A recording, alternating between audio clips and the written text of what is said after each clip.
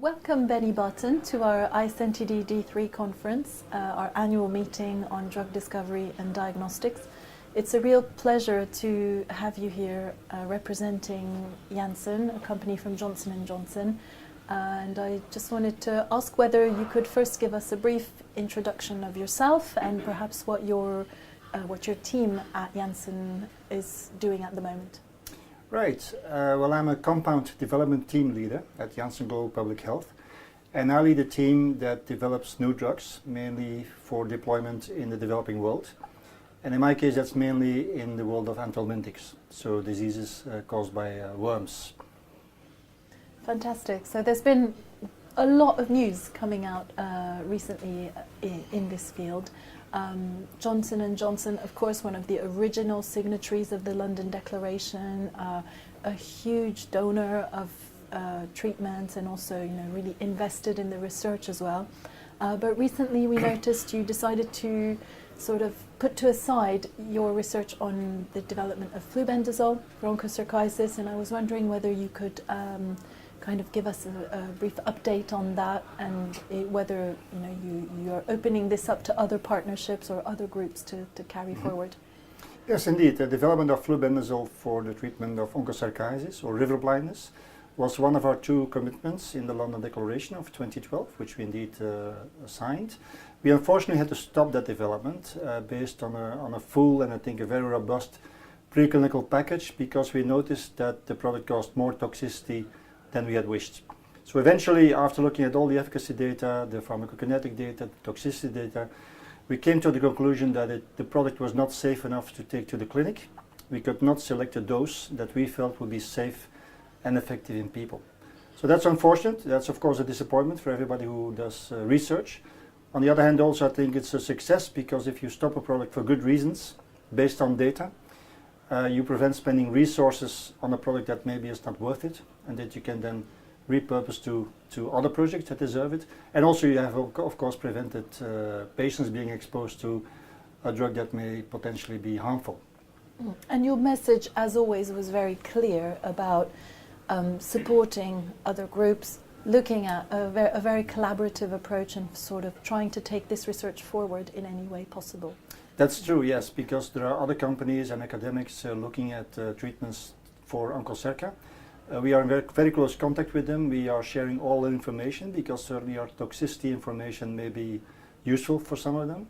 We have also developed a number of diagnostic tests, and we will also make these available and all the data behind it to anybody who's interested. So there's no proprietary information there. I think it's good that people use everything we have found. Also, we have a lot of experience with the FDA, probably one of the very few companies in onchocerciasis that have gone to the FDA recently. So also that information we share as much as possible with other companies, so they can learn from it. Mm-hmm. Fantastic. The other sort of area you're very much involved in is with mebendazole, the treatment for soil-transmitted helminths. Have there been recent updates in this field coming from your team? Yes, indeed. So mebendazole has been around for a long time, probably 50 years or so. But we're trying to do new things, so we're trying to teach an old dog new tricks, if you will. And we have now developed a new tablet that makes it much easier for children to take. On the one hand, it is chewable, so children that can chew the tablet don't need any water to take the tablet in. They can just chew it, crush it, and swallow it. And another very important characteristic of the tablet is that when you add a little bit of water or milk or any other liquid to it, it virtually melts before your eyes. And after 30 to 60 seconds, it has become a semi-solid mass, a sort of apple syrup, if you will, and then you can easily give it to children as young as 1 year of age. So that's a big advancement in terms of suitability of the product, really. That's a big step forward, absolutely. And do you feel that this will then sort of push on the MDA programs that have been so successful again into the next step of reach and therefore pushing forward disease control even further? Yes. So this new chewable tablet of mebendazole, or Fermox, will replace the current tablet, which is a solid tablet, and it will make it much easier to access preschool age children who now sometimes have difficulty with these tablets because you need to crush them, they may have a bad taste, But with a chewable and fast disintegrating tablet that we now have, I think these children will be more able and also more willing to take that product, yes. So really putting into practice the commitments that you signed up to in 2012 during the London Declaration. Indeed, indeed. Indeed. And I just sort of looking a bit more broadly at Johnson & Johnson, you often top the rankings for best loved brand or most respected employer, and so it seems that the atmosphere, the ethos that is really pervasive in the company is something that pushes you to constantly look for these new partnerships, to engage in maternal health, in water and sanitation, and I notice you've come as well to our vector control meetings. There's really a sense at Johnson & Johnson and Janssen that you are focusing on the science, but also thinking very clearly about public health in general. Is that something that you take on board every day? And within the company, do you have a very multidisciplinary way of working? Yes, and at Janssen and Johnson & Johnson, we take that responsibility very serious.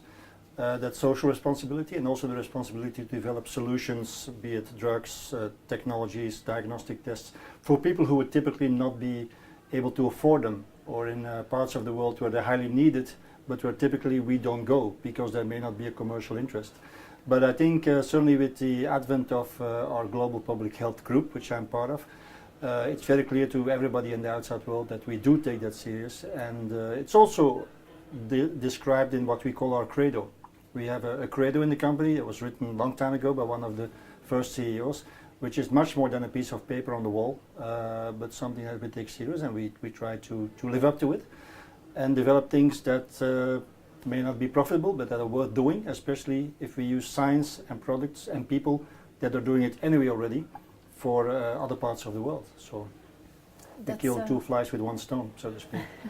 Yeah. That's a great message to hear, and we notice you come every year to our D3 conference. It's always a pleasure to hear you speak and also to have you so vocal in the panel discussions and so forth. How have you found the network and the meetings? Yes, the network is actually probably the main reason why I come and why I have been coming now for 3 or 4 years. Because I come to this conference usually for 3 reasons. Number one, if I'm being asked to speak, of course, to share information that we have. Number two, to listen to new developments and then talk to people. And number three, for typically you have long breaks, long lunch breaks, which allows people to contact and connect. And every year I go home with a couple of interesting business cards of people that will then contact me for questions, or I can contact them for questions. And also this year I've already made at least 3 or 4 contacts that I think will be useful for either or both parties very soon. Fantastic. We couldn't wish for anything better. Well, thank you for your time. It's been a pleasure to hear a bit more about the past year at Janssen Global Health, and we wish you all the best. Thank you very much indeed.